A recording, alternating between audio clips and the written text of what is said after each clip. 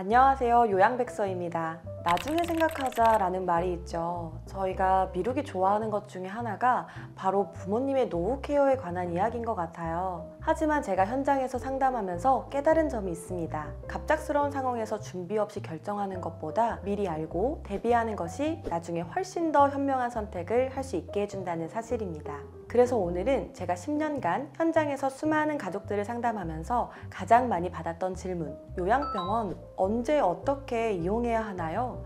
에 대해서 자세히 알려드리려고 합니다. 먼저 가장 기본적인 질문부터 시작해 볼게요. 언제 요양병원에 가야 할까요?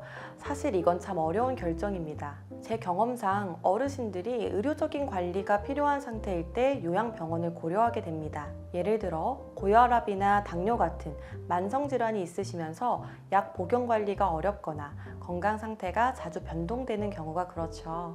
또한 낙상 위험이 높거나 욕창이 생기기 쉬운 상황, 그리고 스스로 식사나 배변, 이동이 어려워 24시간 누군가의 도움이 필요한 상황이라면 요양병원의 입원을 진지하게 고려해 볼 시점입니다. 저희 친척분의 경우에도 뇌졸중 이후 재활이 필요했을 때 요양병원을 선택했는데 전문적인 의료진의 관리 덕분에 지금은 많이 호전되셨습니다. 요양병원은 의료적 치료와 간호가 중심이 되는 의료기관으로 의사와 간호사가 24시간 상주하며 환자의 건강 상태를 관리합니다. 반면 요양원은 비교적 건강 상태가 안정된 어르신들의 일상생활 케어를 받는 곳입니다. 여기서 중요한 사실 하나, 요양병원은 요양원과 달리 장기 요양 등급이 없어도 입원이 가능합니다. 제가 만났던 많은 가족분들이 이 부분을 몰라서 입원 시기를 놓치는 경우가 있었는데요. 다만 요양병원 입원 시에는 건강보험공단의 입원 필요성 판단을 위한 서류가 필요합니다. 입원 전 건강 상태를 증명하는 진단서와 의사 소견서가 반드시 필요하죠. 이 서류들은 입원의 의학적인 필요성을 증명하는 중요한 자료가 됩니다. 제가 작년에 만났던 김할머니의 경우 갑작스러운 골절로 수술 후 재활이 필요한 상황이었는데요. 의사 소견서만으로 바로 요양병원에 입원하실 수 있었습니다.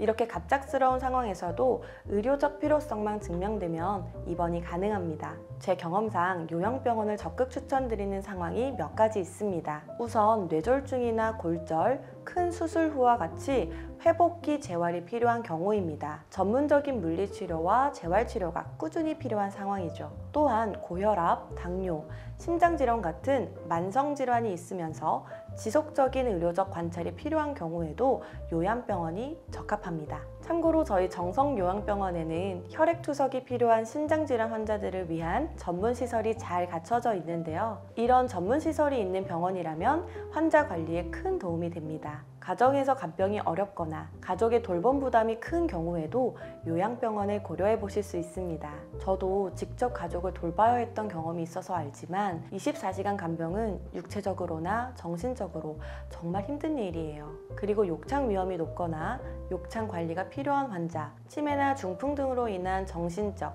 신체적 기능 저하가 있는 경우에도 요양병원을 추천드립니다. 입원 절차는 어떻게 진행되나요? 요양병원 입원 절차는 생각보다 간단합니다. 먼저 입원 상담 및 진료 예약부터 시작하세요. 관심 있는 병원에 전화해서 현재 상황을 설명하고 상담을 받는 것이 첫 단계입니다. 제가 항상 가족들에게 여러 병원을 미리 비교해 보시라고 조언드립니다. 다음으로는 필요한 서류를 준비하셔야 합니다. 의사소견서, 진단서, 이전 진료 기록 등이 필요하죠. 이런 서류들은 환자의 상태를 정확히 파악하는 데 중요한 자료가 됩니다. 마지막으로 병실 배정 및 입원이 결정됩니다. 환자의 상태에 따라 급성기 병동이나 만성기 병동으로 배정되는데 이는 의료진의 판단에 따라 결정됩니다. 앞서 말씀드렸듯이 요양병원 입원은 장기 요양 등급과 무관합니다. 하지만 장기 요양 등급이 있는 상태에서 요양병원에 입원하게 되면 알아두셔야 할 점이 있어요. 요양병원에 입원하게 되면 기존에 받고 계시던 재가 서비스는 자동으로 중단됩니다. 예를 들어 방문 요양이나 방문 목욕 같은 서비스는 입원 기간 동안 이용할 수 없게 되죠. 제가 만난 많은 가족분들이 이 부분을 모르고 계셔서 당황하는 경우가 있으셨어요. 또한 중요한 점은 기존에 대여받은 복지용구는 반납하셔야 한다는 것입니다.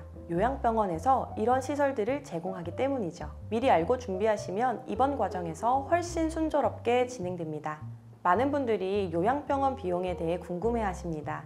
요양병원 비용은 크게 의료비, 식대, 그리고 간병비로 구성됩니다. 의료비와 식대는 건강보험이 적용되어 본인 부담금만 지불하게 됩니다. 하지만 간병인이 필요한 경우 간병비는 별도로 부담해야 합니다. 제 경험상 최근에는 많은 요양병원들이 간병 통합 서비스를 제공하고 있어서 개인 간병인이 없어도 케어가 가능한 곳이 늘고 있어요. 또한 기초생활수급자나 차상위 계층인 경우에는 비용 감면 혜택을 받을 수 있습니다. 조금 더 자세한 내용은 이전 영상에서 설명드린 적이 있으니 그 영상을 참고해주세요. 어떤 요양병원을 선택해야 할까요? 요양병원 선택은 정말 중요한 문제입니다. 제가 10년 동안 현장에서 보면서 느낀 점은 요양병원마다 전문 분야와 특성이 다르다는 것이에요. 우선 병원의 전문 프로그램을 확인해 보세요. 혈액투석, 물리치료, 재활치료, 욕창관리 프로그램 등 특화된 치료 서비스가 있는지 살펴보는 것이 좋습니다. 환자의 상태에 맞는 전문 프로그램을 갖춘 병원을 선택하는 것이 회복에 큰 도움이 되죠.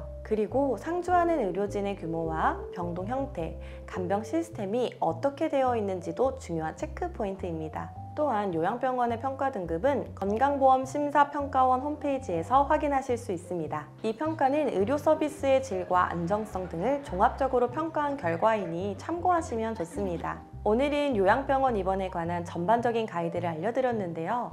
어떻게 도움이 되셨을까요? 가족의 요양병원 입원은 쉽지 않은 결정이지만 때로는 어르신의 건강과 가족 모두를 위한 최선의 선택이 될 수 있습니다. 혹시 더 궁금한 점이 있으시거나 자세한 정보가 필요하시다면 언제든지 댓글로 남겨주세요. 다음 영상에서는 실제 요양병원 생활에 대해 더 자세히 알려드릴 예정이니 채널 구독과 알림 설정 잊지 말아주세요. 오늘도 시청해주셔서 감사합니다. 다음 영상에서 뵐게요.